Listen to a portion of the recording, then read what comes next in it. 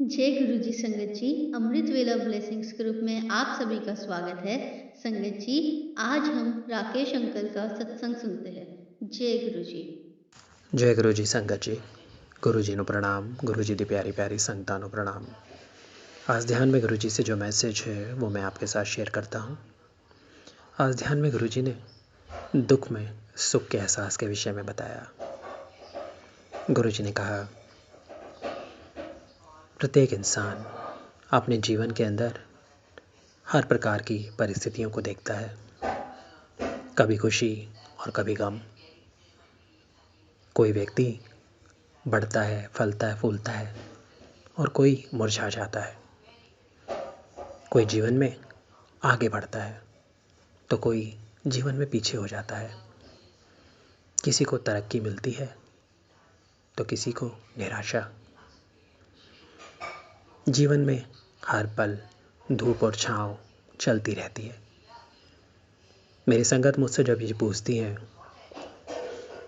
कि क्या गुरुजी ये संभव है कि सभी को सुख मिले, सभी खुश हों, सभी फूलों की तरह मुस्कुराएं,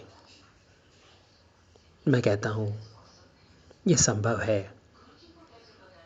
मगर बिना दुख के सुख के कोई मायने नहीं होते।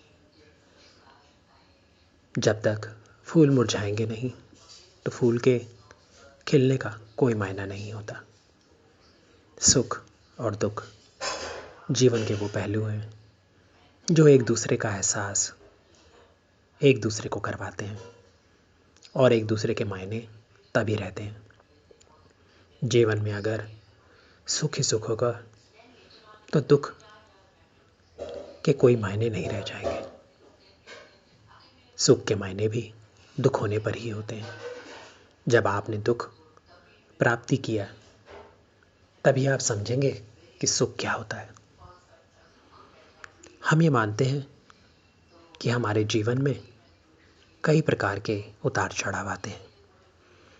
यहाँ तक कि मैं कहूँगा कि मेरी कई संगत मुझसे ये भी पाती हैं, ये भी अरदास करती हैं कि गुरुजी जीवन में कंडा लगाए रखना।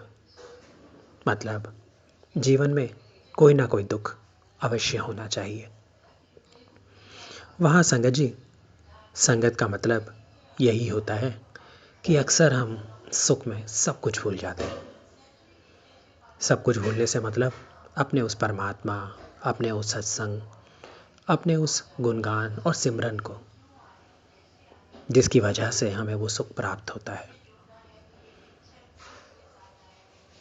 संगत का मानना है कि जब जीवन में दुख होता है तो अक्सर परमात्मा को, अपने गुरु को याद किया जाता है। उसकी याद बनी रहती है। किसी भी पल उन्हें भूल नहीं पाते।